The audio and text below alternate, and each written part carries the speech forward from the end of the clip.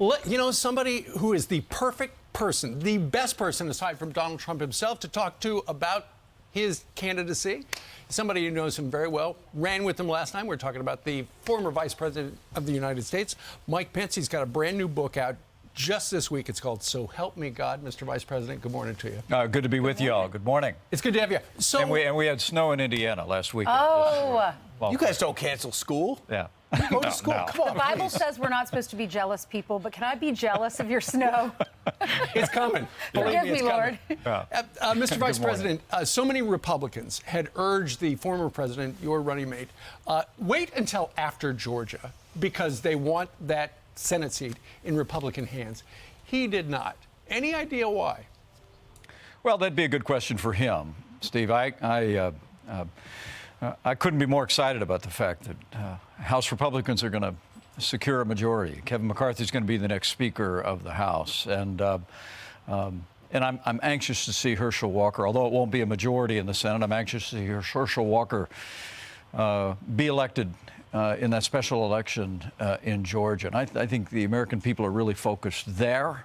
But it's a free country. The president's entitled to announce his intentions whenever he desires. But I honestly believe that we'll have better choices come 2024. You know, I don't think anybody could have... Better choices than Donald Trump? I do. I don't think anyone could have beaten Hillary Clinton other than Donald Trump in 2016. I write that in my new book.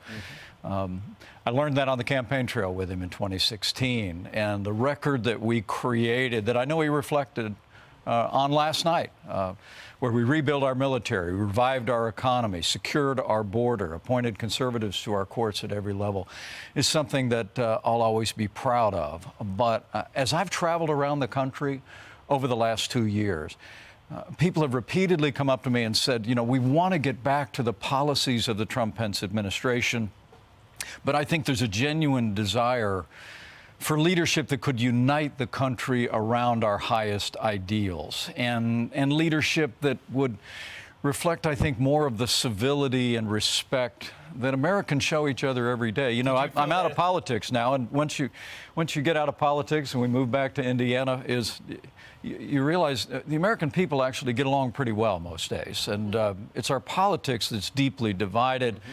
I just think I think I have a sense the American people want a new style of leadership that'll reflect the way they deal with one another every day. Did you feel at the time during those 4 years the president was being unnecessarily divisive? No, you know, look, the Republican voters and then the American people elected Donald Trump, and I think he was the right man at the right time for America. I joined that ticket in 2016, Brian, without hesitation, because I thought the country was in a lot of trouble, and it was. Can you even imagine if we'd have had 4 years of Hillary Clinton in the White House? The Supreme Court alone would have been lost to the left for generations. And Donald Trump was elected not just because of his agenda, but because of that style. People very much wanted that style to confront an establishment in Washington, D.C. that wasn't listening to the American people anymore. Now I believe we're in a different season in the life of the nation, and I don't know what role my family and I will play in that debate over the next 2 years. We'll sort that out in the days ahead. But I hear people say we want to get back to the policies that I write about, and so help me God. I'm incredibly proud of what we accomplished in that season. But I do sense that we'll have better choices and leadership that will unite the people around those timeless American values. I know that you're on the short list of people that have mentioned, or people in the political realm have mentioned they would like you. I know. They would like you, possibly Ron DeSantis and others, to run for president. I know you told Sean Hannity on Fox that you and Karen would decide over Christmas. All of your children will be back together. The whole family will be together for the first time in 3 years. Will you make the announcement in January, or will you wait till the summer? When do most people make the announcement?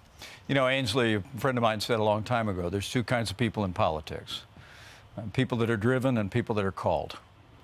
And if you read So Help Me God, you'll see I was both. I mean, I try and be candid about early in my political career, I let my ambition get ahead of what I believe my faith as a Christian requires of me in the way that I carry myself in the public square.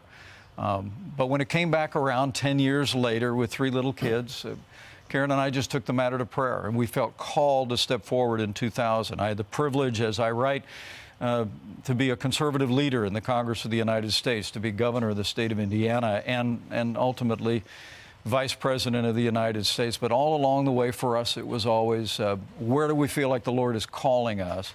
And I can tell you, when our family gathers, and you're right, with two in the military and deployments, our family actually hasn't been together for 3 years. We're all going to be together this Christmas. We'll talk, we'll pray, we'll reflect, and then Karen and I will make a decision based upon that sense of calling in our lives. Can you bring us to that last conversation you had with the president in the Oval Office? You said, I'm going to pray for you, and he said, don't bother. Can you describe that exchange? You do in your book, but why don't you, for the people that haven't gotten it yet? Well, sure, Brian. Look, I was always loyal to President Donald Trump. He was my president, and he was my friend. No one doubts that, by the way. Whenever we had disagreements over the 4 years, I kept them in private. I felt that was my duty as vice president, to express myself to the president when we differed, but then to stand next to him in thick and thin, and make it clear that I was with him every step of the way. The only higher loyalty I had was to God and to the Constitution. And I made it clear to the president in the lead up to that tragic day in January that I believed my oath to the Constitution, that ended with a prayer, so help me God, would require me to certify the election, an election that we had lost. You had lawyers look at it, his lawyers look at it, your lawyers talked to his lawyers. You didn't feel you had any option. No, there was no option. No vice president in American history had ever claimed that authority. And, as I said more than a year ago, there's maybe no idea more un-American than the notion that any one person could choose the American president. Yeah. The presidency belongs to the American people and the American people alone. But we had a clash. It had to be public because of the nature of the moment. I'll always believe that I did my duty under the Constitution. Hey, can I stop you one for a second? Jared Kushner said to you, the president's inside. Would you want to go speak to him? And other people thought that you were going to say no, and you said, no, I'll go talk to him. First time since it happened. Actually, as I write in the book, Jared and Ivanka came to my office 5 days after January 6th. They asked if I'd be willing to speak to the president. I had not heard from him, and I had made no effort to reach out to him. But I said, if the president has something to say to me, I'll hear him out. And I went into his office, and after he made inquiries about Karen and Charlotte, who'd been with me at the Capitol the entire time on January 6th, all the way till 4 in the morning, he asked me what I'd felt that day, and I told him I was angry. We had our differences, and seeing those people ransacking the Capitol infuriated me. My only thought was not this, not here, not in America. Right.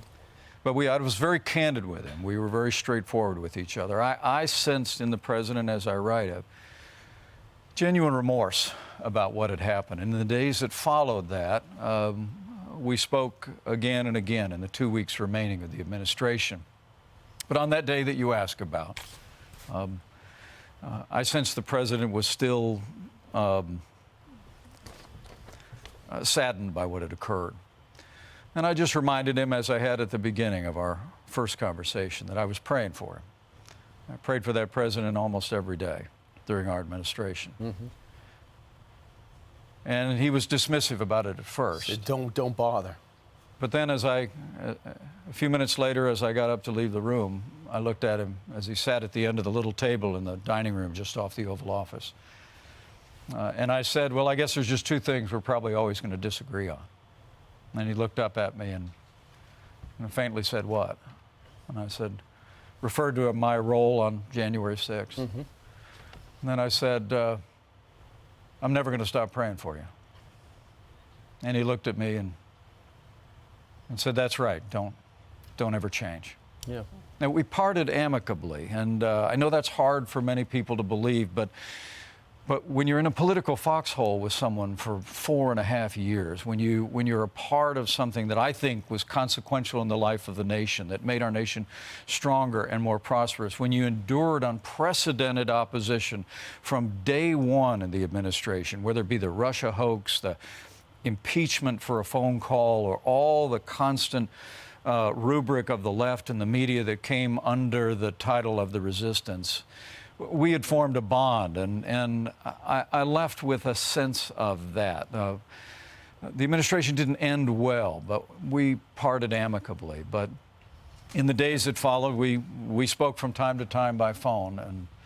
But I have to be honest, when I saw the president return to the rhetoric he was using before January 6th, being critical not only of me, but of others that had taken a stand for the Constitution that day, I thought it would be best if we just went our separate ways, and we have. Well, and he still does talk about how the election was stolen and rigged and things like that.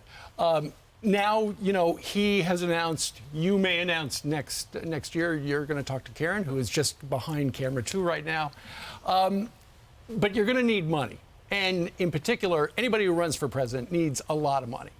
The mega donors, so far, it doesn't look like they're back behind Donald Trump. Ken Griffin, the CEO at Citadel, has said he would back Ron DeSantis. This morning, Axios has got a story that Steve Schwarzman, the guy behind Blackstone, worth billions of dollars, he's defecting.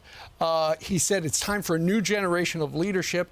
I intend to support one of them, the new generation of leadership, in the presidential primaries. They all say we want somebody who is electable. Do you feel, Mr. Vice President, obviously you would feel you're electable, do you think the former president is electable? Well, I think that's for the American people to decide. Well, what do you think? For Republican primary voters. Right. I would leave it to them. And I'd take issue with at least one premise of your question. Yep.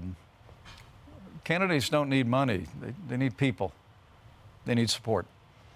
And if we proved anything in 2016, when every single poll, every single pundit, and a lot of those people in the establishment all said that we couldn't win, we won the election. And that's because...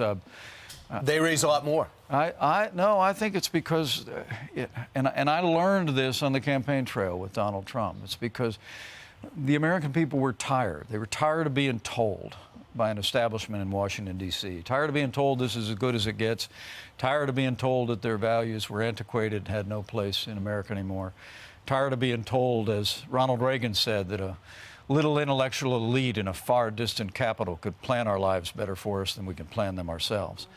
And tapping into that and giving voice to that is why we prevailed in 2016. I think it's also why we got 74 million votes, 10 million more votes in 2020. And I think that movement is alive and well, and I'm very confident that they're going to sort out and find the right man and woman to carry that banner in the days ahead. I think it was also, at that time, Middle America, Southerners wanted to have a relatable president. They were tired of the establishment, but they were being called smelly Walmart shoppers and deplorables. And I think that really was offensive to so many people. And they said, these guys are relatable. You grew up, your parents owned a gas station. You have such a strong faith, and you write about that in your book, So Help Me God. And then Donald Trump, even though he was a millionaire, he grew up... Billionaire. He grew up at construction sites and, was able to talk to the guys or talk to, anyone. I felt like that was really a lot of it, too. We want to change. Tell me why you wrote the book. Ainsley, you couldn't be more right about that. And thank you. It was a great privilege for me to write my story. To be able to tell the story of what it is to be the grandson of an Irish immigrant. My grandfather stepped off on Ellis Island in 1923. His name was Richard Michael Cawley. And that's how Michael Richard Pence got to be Vice President of the United States. He raised a precocious redhead who's 90 years young this month. My incredible mother, my father was a combat veteran, grew up in a small town, had a gas station business, but I always dreamed of public service. And what I try and recount is the decision to put my faith in Jesus Christ, finding the girl of my dreams, building a family, learning hard lessons early in politics, but then trying to carry our conservative values and live out our faith in the public square that would carry us to the Congress of the United States during those tumultuous years, being there on Capitol Hill on 9/11, being there the last time we defeated Nancy Pelosi and won the Republican majority back, leading Indiana through unprecedented prosperity.